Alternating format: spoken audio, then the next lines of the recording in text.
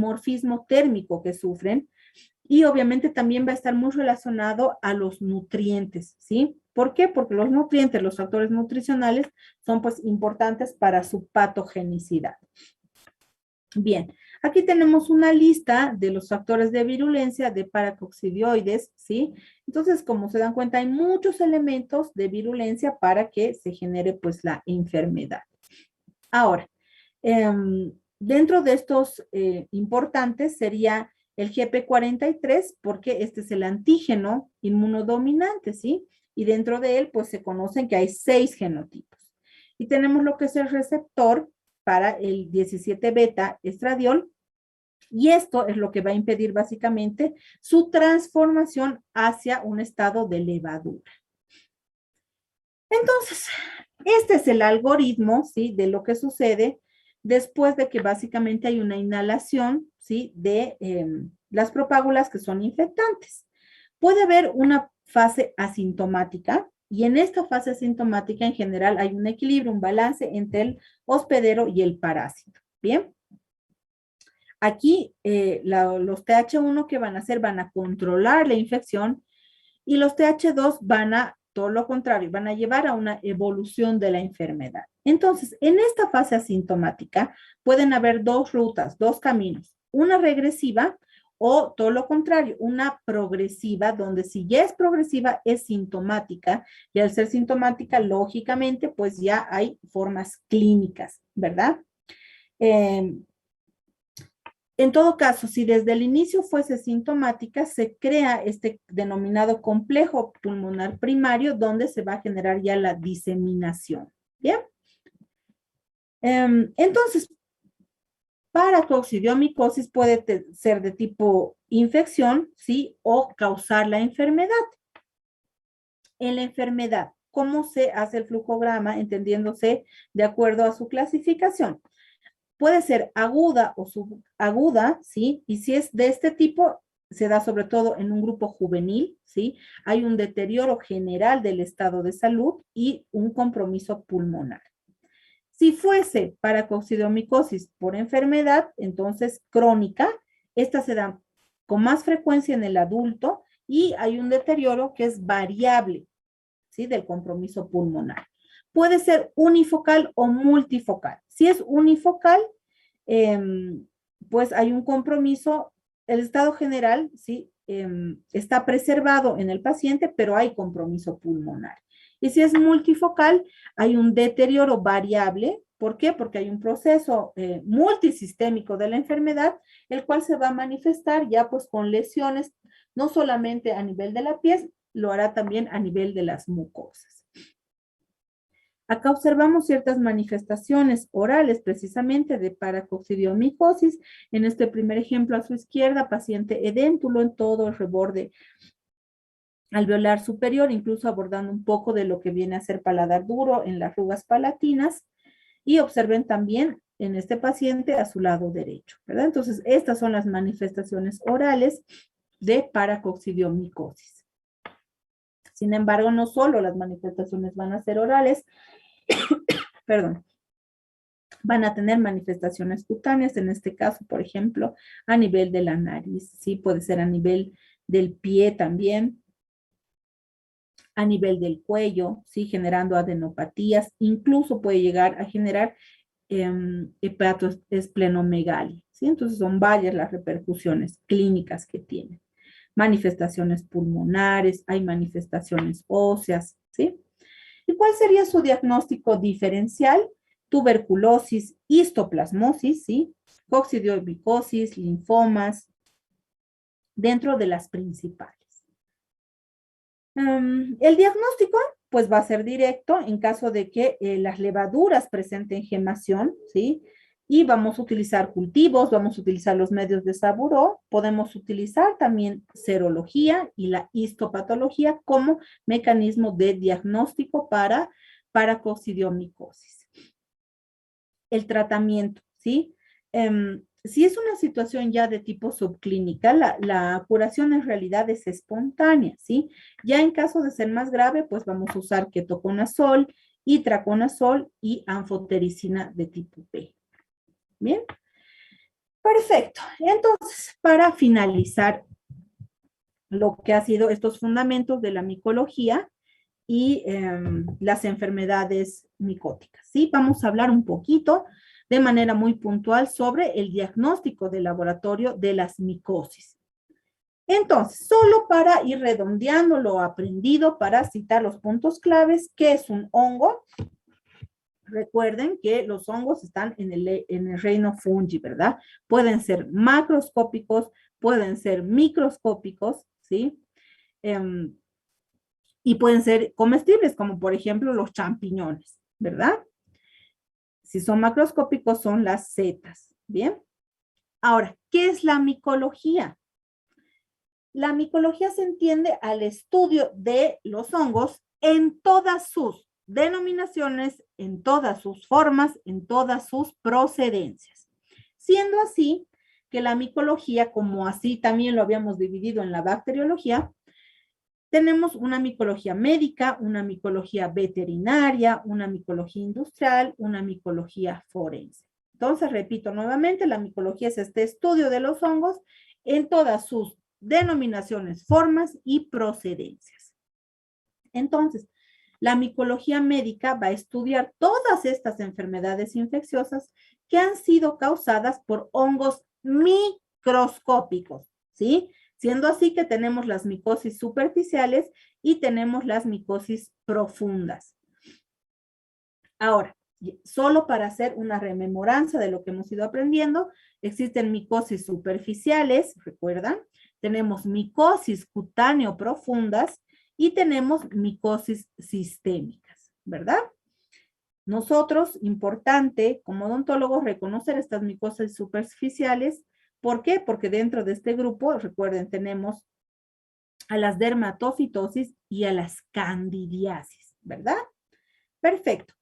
El laboratorio de micología, ¿qué debe tener en cuanto a su infraestructura? Bueno, obviamente tendrá un área para nuestra toma de muestras, sí, pero propiamente el laboratorio tendrá pues una oficina, ¿verdad? Tendrá un área para la recepción de la muestra, un área donde preparemos los medios de cultivo, ¿verdad? Donde se haga el procesamiento y el cultivo, donde podamos leer estos cultivos y ya en laboratorios más sofisticados, un área de micoserología, ¿verdad? Muy bien. Ahora, ¿qué es el estudio micológico? ¿Sí? El estudio micológico representa todo este conjunto de maniobras ordenadas, metodológicas, secuenciales, ¿sí? Que se hacen en el laboratorio de micología para qué? Ya sea para confirmar o ya sea para descartar una micosis. Entonces, dentro de este estudio micológico, las bases fundamentales serían, primero, la toma u obtención de muestra. Segundo, tener los recursos del laboratorio, ¿sí? Es decir, estamos hablando de equipos, reactivos, medios de cultivo y lógicamente tener al personal idóneo capacitado. ¿Bien? Entonces, este algoritmo trata de explicar que dentro del estudio micológico tenemos, lógico, un estudio clínico médico, ¿verdad? Seguido a ello vamos a hacer una toma u obtención de muestra por medio, ¿sí?, del técnico capacitado en laboratorio. Haremos un examen microscópico directo, ¿sí?, por parte del profesional de laboratorio y ello nos va a dar pues un informe preliminar, ¿verdad? Se hará un cultivo, ¿sí?, por parte del profesional del laboratorio, el cual nos ayudará a identificar, ¿sí?, este agente profesional del laboratorio. ¿Para qué? Para que nos narre un informe final. ¿Bien? Ahora, las sospechas clínicas. Siempre tenemos que ver los signos, los síntomas, debemos considerar los antecedentes epidemiológicos, ¿verdad?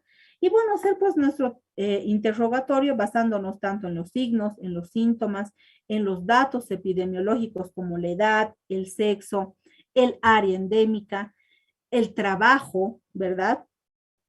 ¿Por qué? Porque este trabajo puede estar en contacto con fuentes de infección, es importante considerar los hábitos, etcétera. Ver las características de cómo se presenta determinada lesión y echar mano de los exámenes complementarios como radiografías, tomografía axial computarizada, resonancia magnética, etcétera. ¿Qué es bien importante? ¿sí? 4 puntos a considerar. Primero, pues tener siempre en este laboratorio protocolos actualizados. Segundo, tomar las muestras de manera aséptica con material estéril. Tercero, tomar la muestra antes de que se haya instaurado un tratamiento, ¿sí? Y obviamente, ¿de qué parte vamos a tomar la muestra? De la parte activa de la lesión. Ahora, cuarto, como punto importante, que en el proceso de la obtención de muestra debemos necesariamente seguir a rigor y de manera prolija todas las medidas de bioseguridad, tanto no solo para el personal que trabaja en laboratorio, tenemos que tener siempre en cuenta también pues al paciente y lógicamente a la muestra como tal. Bien. Ahora, ¿qué tipos de muestra existen? Existen pues lesiones, este tipo de muestras que se pueden tomar en lesiones superficiales, ¿sí? En lesiones subcutáneas, podemos tomarlos en mucosas o lesiones ya en órganos internos. Bien. En cuanto a la toma de muestra, para ya ir finalizando, pues les decía que podemos, de acuerdo a las muestras, clasificarlas según una micosis superficial, uñas, cuero cabelludo, ¿sí? Piel. Podemos considerarlas como muestras u obtención de muestras ya profundas, ¿sí? Que son las que hacen, por ejemplo, en micosis profundas, por ejemplo, en cavidad oral. ¿Y cómo se haría el examen directo? ¿Y por qué lo utilizamos? El examen directo, ¿qué nos va a ayudar? Sí, primero porque permite que observemos, que visualicemos al agente causal, sobre todo en micosis superficiales.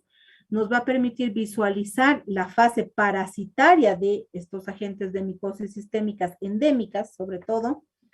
Tercero, pues nos ayuda a observar a estos elementos fúngicos, ¿sí? Cuarto, nos va a determinar también la calidad del material obtenido y nos sirve lógicamente pues para generar un diagnóstico diferencial. El examen directo, como todo, tiene ventajas, tiene desventajas. Considerando las ventajas, tiene un bajo costo, tiene un valor diagnóstico muy alto y pues es muy rápido, ¿sí? Pero dentro de las desventajas es que requiere necesariamente un personal entrenado, ¿sí? En el diagnóstico negativo no siempre se excluye a las micosis y pues depende muchísimo también de la obtención y el tipo de muestra procesada. Bien. Aquí nada más para mostrarles algunos ejemplos de hifas, ¿sí? De elementos levaduriformes, de pseudohifas. Y en cuanto al cultivo, ¿qué medios de cultivo se van a utilizar? Generales, enriquecidos, selectivos y diferenciales. Siempre importante considerar la temperatura de la incubación, el tiempo de la incubación, considerar los envases, ¿verdad? Los tubos, las cajas Petri, materiales que sean primarios y secundarios y también los subcultivos que vamos a generar. En cuanto al cultivo, recordarles que el material tiene que ser siempre el adecuado, debemos tener una cantidad adecuada. Entonces, dependiendo de cuánta, o sea, es decir, dependiendo de la micosis que vamos a investigar, se siembran aproximadamente entre 4 y 7 tubos, ¿sí? De los medios, pues que sean más idóneos, que sean más adecuados. ¿Cuánto tiempo se van a incubar? De 2 a 3 semanas. ¿Y a qué temperatura? Ya lo habíamos dicho, de 28 a 37 grados centígrados. ¿Cómo se identifican? Para la identificación vamos a generar dos criterios. El criterio macromorfológico y el criterio micromorfológico. En el primero, en el macromorfológico, vamos a considerar la forma, el tamaño, la textura, la superficie, el color, ¿sí? El color se ve siempre por anverso y por reverso, ¿bien? La consistencia, la difusión de los pigmentos, la velocidad de cómo crece. Y cuando se consideran estos criterios micromorfológicos, estamos hablando de un examen en fresco, ¿sí? Es decir, sobre el cultivo en una lámina directamente. Para finalizar, ¿sí? La identificación, hemos visto, hay criterios microscópicos. Dentro de estos criterios microscópicos, pues, ¿qué vamos a considerar? El fresco de la colonia, ¿por qué? Porque nos va a dar, pues, el tamaño, nos dará la forma. La tinta china, porque nos ayuda a la identificación, por ejemplo, del género Cryptococcus. Se hacen microcultivos, ¿sí? podemos ver la formación de los tubos germinativos, importante sobre todo para la identificación presuntiva de Candida albicans, ¿sí? Y obviamente pues se hacen también tinciones de tipo especial. Entonces, la identificación, ¿por qué nos ayuda? Porque nos ayuda a ver básicamente el agente causal, sobre todo género y especie, eso es lo más habitual. Gracias a ellas reconocemos el dimorfismo, la capacidad patogénica de este hongo, ¿sí? Nos va a ayudar a completar la identificación y obviamente pues la identificación ya de tipo definitiva nos puede llegar a requerir microcultivos, de pronto alguna prueba bioquímica o algún uso de otras determinaciones adicionales. ¿Bien? Entonces, en síntesis, el valor del cultivo es diferente en casos, por ejemplo, de hongos patógenos primitivos y aquellos que son los denominados oportunistas, ¿sí? Por eso es importante que confirmemos siempre su hallazgo.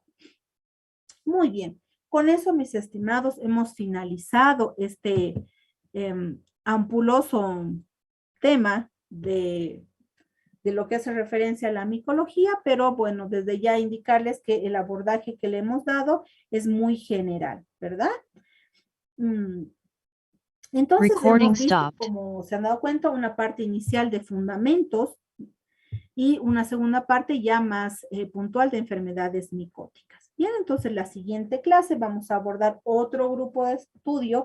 En este caso hablaremos ya de la virología y de la misma manera haremos una parte introductoria y iremos revisando uno a uno los más importantes virus a ser reconocidos. Bueno, agradezco como siempre su tiempo, valoro que ustedes estén acá con entusiasmo y responsabilidad para aprender más.